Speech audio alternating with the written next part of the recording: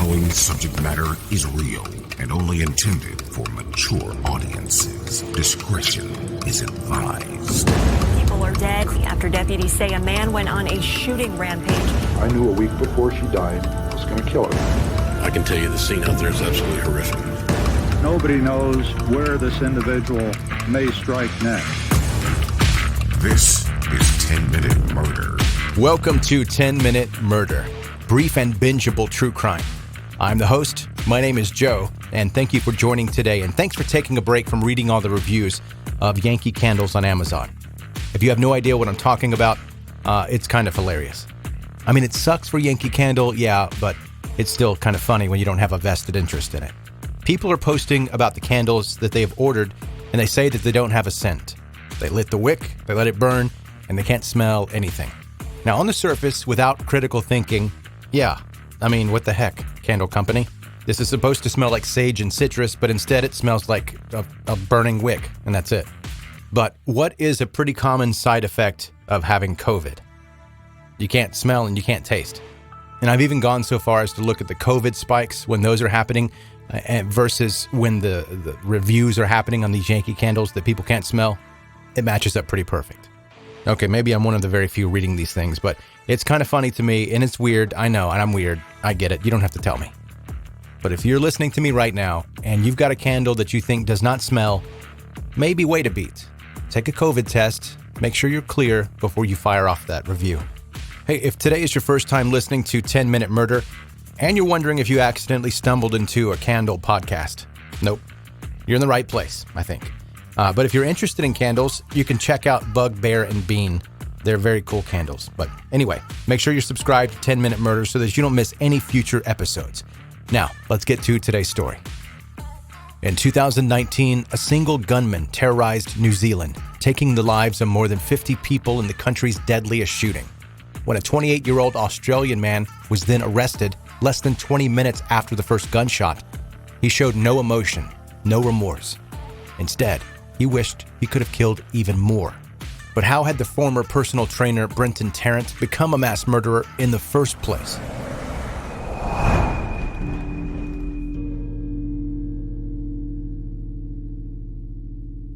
Brenton Tarrant, who described himself as a regular white man from a regular family, was born on October 27, 1990, in Grafton, New South Wales, Australia, where he grew up together with his older sister Lauren.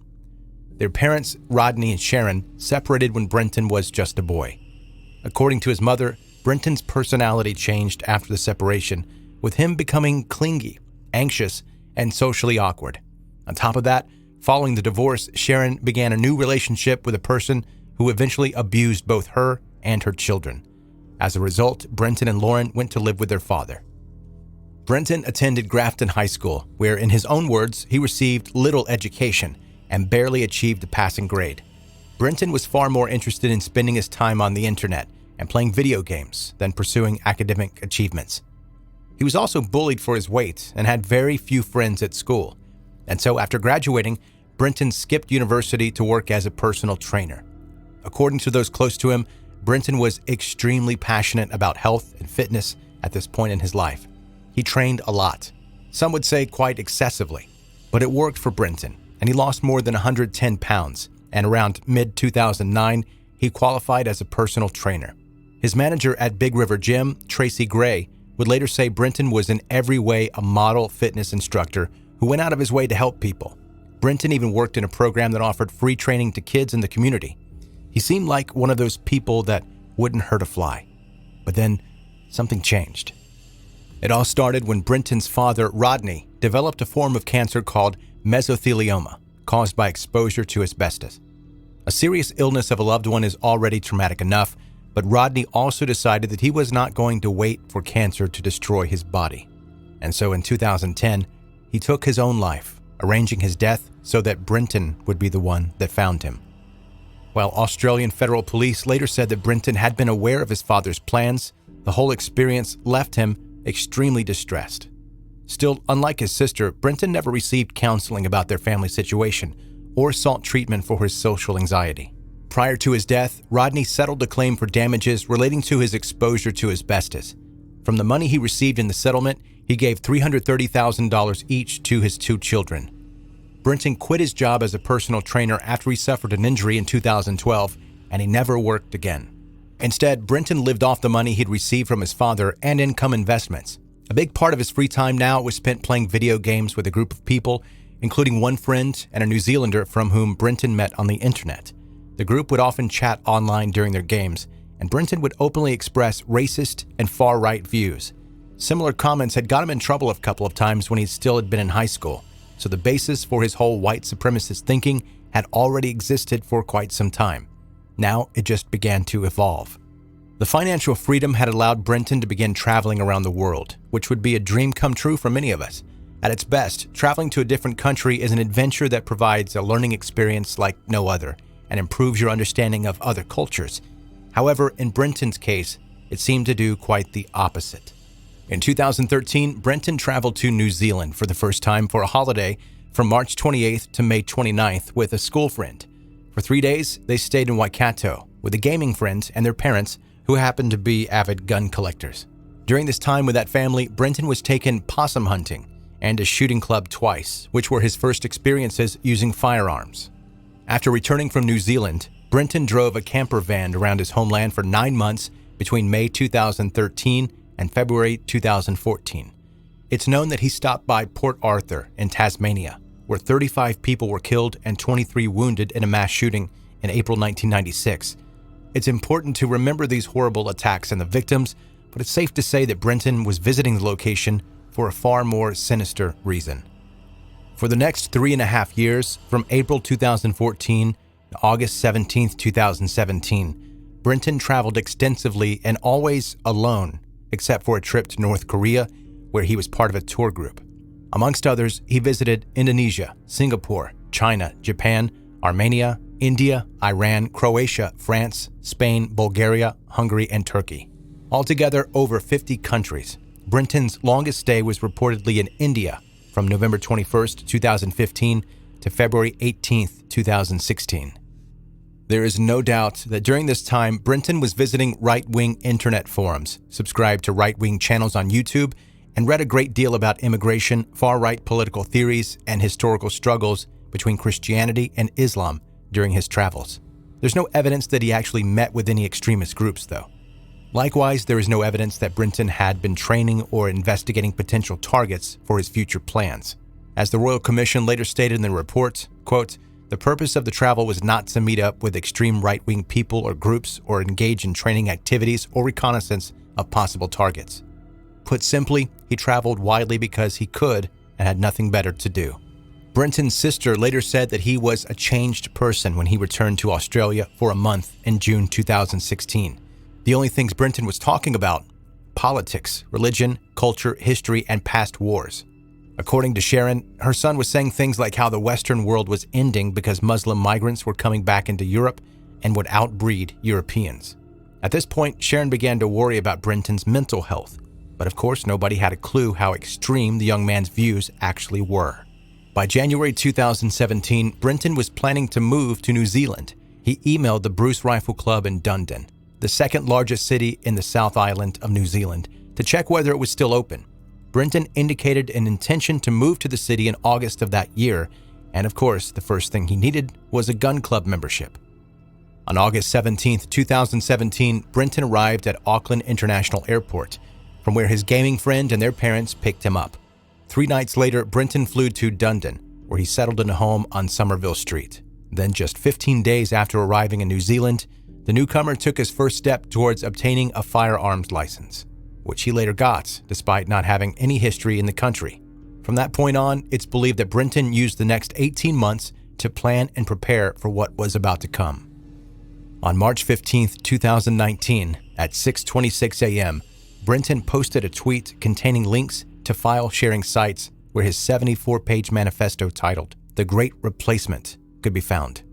The text included hate speech against migrants and white supremacist rhetoric. In his manifesto, Brenton described himself as an ethno-nationalist, an eco-fascist, and a kebab removalist. Out of context and unaware of the background, that last part might sound kind of funny, but it actually references a meme exalting the genocide of Bosnian Muslims, so not funny at all. but it gave a hint as to what was about to happen. At 1:31 p.m., Brenton texted his family, telling them how to deal with the police and media that would soon be asking a lot of questions. Less than 10 minutes later, he walked toward the Al-Noor Mosque in Riccarton, Christchurch, wearing military-style camouflage clothing and full tactical vest.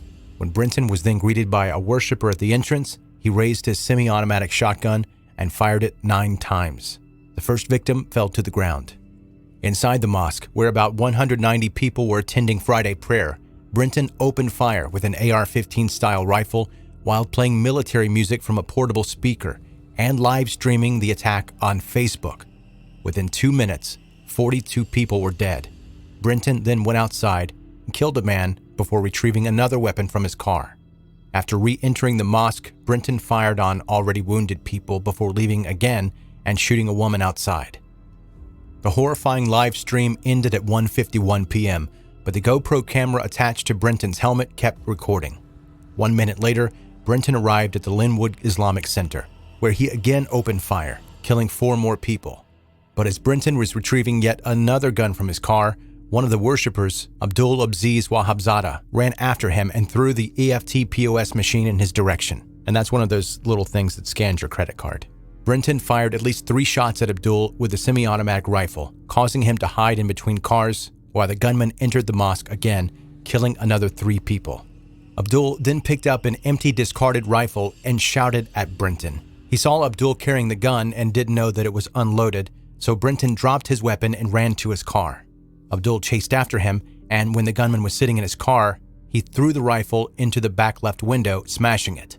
Brenton then took off while still cursing and yelling that he was going to kill them all, while Abdul chased the car down the street. Finally, at 1:59 p.m., 18 minutes after the first emergency call, Brenton Tarrant was detained by the police after they spotted his rammed car on Broham Street. Brenton later admitted that he had been on his way to attack another mosque. After his arrest, Brenton was transferred to New Zealand's only maximum security unit at Auckland Prison. He had the audacity to complain about prison conditions because he had no access to newspapers, television, internet, visitors, or phone calls. Altogether, 51 people were killed during the 2 attacks. Almost all were male, between the ages of 3 and 77 years old. 40 others were injured. Abdul Aziz Wahabzada was eventually awarded the New Zealand Cross, the country's highest award for bravery. On May 20th, 2019, Brenton Tarrant was charged with engaging in a terrorist act in addition to 51 murder and 40 attempted murder charges. He was found fit to stand trial and initially pleaded not guilty to all accounts. However, on March 26, 2020, Brenton changed his mind and pled guilty to all 92 charges. For sentencing, Brenton had dismissed his lawyers and represented himself during the proceedings.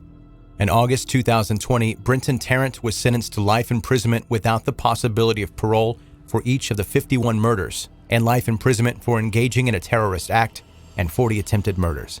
His sentence was New Zealand's first ever terrorism conviction. On top of that, Brenton was also the first person receiving life imprisonment without parole in the island country's history.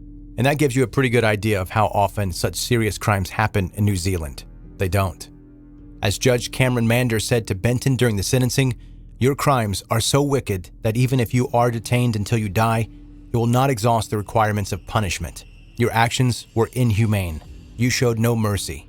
You are not only a murderer, but a terrorist.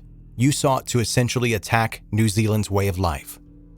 And yet, Brenton Tarrant failed miserably on what he tried to achieve with his gruesome actions. He planned to attack 3 different mosques and burn them down after shooting as many people as he could, with the idea of dividing white people from non-European immigrants and instilling fear in the Muslim community. But what his terrorist attacks actually caused was greater unity and strengthened bonds between New Zealanders of all races and religions. As Abdul Aziz Wahabzada said, quote, "He tried to put division. He tried to put hate between Muslim, Hindu, Christian, and any other religion, but he failed. We all got together. Everybody got together."